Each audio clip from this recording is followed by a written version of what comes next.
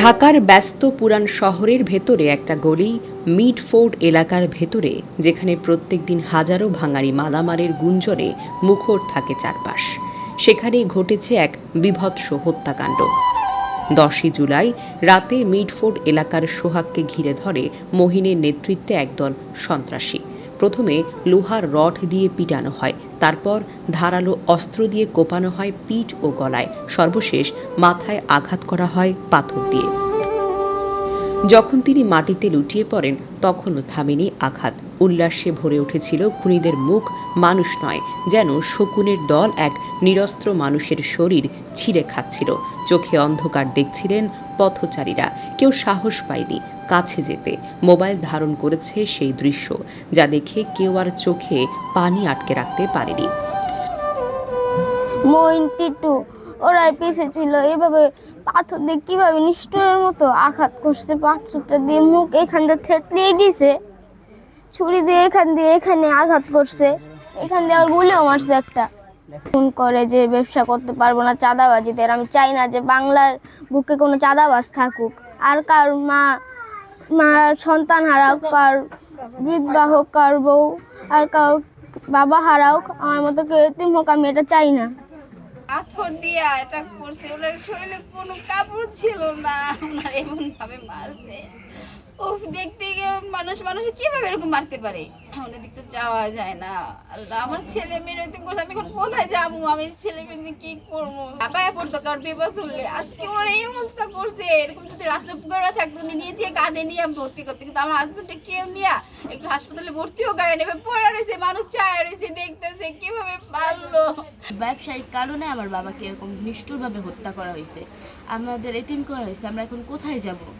কোথায় যেয়ে দাঁড়াবো আমরা? আমার বাবাকে যেরকম হত্যা করলো তাদের আমরা বিচার চাই, তাদের ফাঁসি চাই, একজনও যেতে না বাঁচে। সোহাগ একসময় কাজ করতেন অন্যের অধীনে।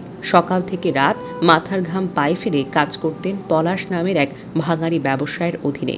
সেই কঠোর পরিশ্রমই তাকে এনে দেয় সাহস, নিজের ব্যবসা দাঁড় করানোর সাহস। 4-5 বছর আগে তিনি নিজেই একটা ভাঙারির দোকান খুললেন।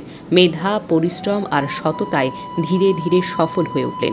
এই সফলতায় হয়তো চোখে লেগেছিল বন্ধু মাহিন, যার বাসায় আসা যাওয়া ছিল। যাকে বন্ধু ভেবেছিলেন, সে হয়ে উঠল শেষ শত্রু। মহিন একজন প্রভাবশালী স্থানীয় যুবদল নেতা। তিনি কয়েক মাস ধরে দাবি করছিল সোহাগের ভাঙারি ব্যবসার অর্ধেকটা তাকে দিতে হবে। সোহাগ রাজি হয়নি। আমার বাবাকে আমি জিজ্ঞেস করছি কি হয়েছে, আমার বাবা বলছে কি যে আমার কাছে তোরা চাঁদা চাইতেছে। আমি বলছি কি আমার বাবা বলতেছে কি আমি সৎ ব্যবসা, আমি কি জন্য ঘুষ দিয়ে ব্যবসা করবো? এটা আমার ব্যবসা, আমি ঘুষ দিয়ে ব্যবসা করতে পারবো না। তাই এই জন্য আর তাদের এভাবে চাঁদা দেয়নি। আমার বাবাকে যারা মারছে ফাঁসি হোক, 1 মাসের জন্য রিমান্ডে নিয়ে তারপর ফাঁসি হোক। ওখান থেকে নাকি চাঁদা চাইছে যে মাসে ওনাকে 2 লাখ করে টাকা দিতে, দোকান দিতে, করতে, উনি এগুলো মানে। সোহাগ ছিলেন বরগুনা সদর উপজেলার ঢুলুয়া ইউনিয়নের বাসিন্দা। স্ত্রী, শাশুড়ি, 6ষ্ঠ শ্রেণীর মেয়ে সোহানা, 4র্থ শ্রেণীর ছেলে সোহানকে রেখে গেছেন তিনি। বরগুনা শহরে খবর পৌঁছাতেই স্তব্ধ হয়ে গেছে মানুষ। বাজারে চায়ের দোকান থেকে শুরু করে পাড়ার অলিগলি, সবখানে শুধু একটা কথা, সোহানকে খুন করা হয়েছে। এই যে ওরে যেভাবে নির্মমভাবে হত্যা করছে, এদেরকে একেবারে ধরে আইনটা চৌর চালাইয়া ল্যাংডা করে দেওয়া হোক। এভাবে যেন কোনো মানুষ আর না মারতে পারে। এই যে এলাকার বড় ভাই, হে অত্যন্ত ভালো মানুষ। আর দেশে এবেল ঘটনা না হয় এই আমরা চাই। এই যে হ্যার 2টা বাচ্চা কাচ্চা আছে, আর কার মোর দিক চাইবে? হ্যার মা নাই, বাপ নাই, হে একটা এতিম।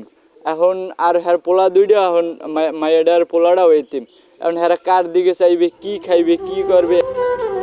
শনিবার সকাল 11টায় বরগুনা শহরে দাঁড়িয়ে স্লোগান ওঠে, যেভাবে সোহাগকে প্রকাশ্যে হত্যা করা হয়েছে ঠিক সেভাবেই চাই খুনিদের প্রকাশ্যে বিচার।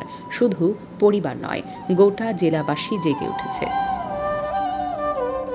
অত্যন্ত মর্মান্তিক বাংলাদেশের ইতিহাসে এমন মৃত্যু কেউ দেখেছে বলে আমার জানা নাই, আমরাও কোনোদিন শুনিনি। লাশের উপরে নৃত্য করা, পাথর দিয়েভাবে হত্যা করা, এক জায়গা থেকে মারতে মারতে নিয়ে আর এক এলাকায় থানায় নিয়ে যাওয়া অত্যন্ত দুঃখজনক এবং অত্যন্ত হৃদয়স্পর্শী। আমরা চাই না বাংলাদেশে এরকম কোনো ঘটনা ঘটুক।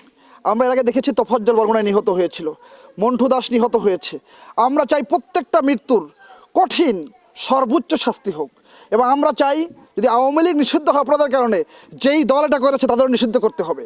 এবং আমাদের অনুরোধ থাকবে সবার কাছে যে আমরা এই ফ্যামিলির পাশে দাঁড়াবো এবং এই মৃত্যুর শাস্তি হতে হবে প্রকাশ্যে দিবালোকে সুস্পষ্টভাবে সবার সামনে।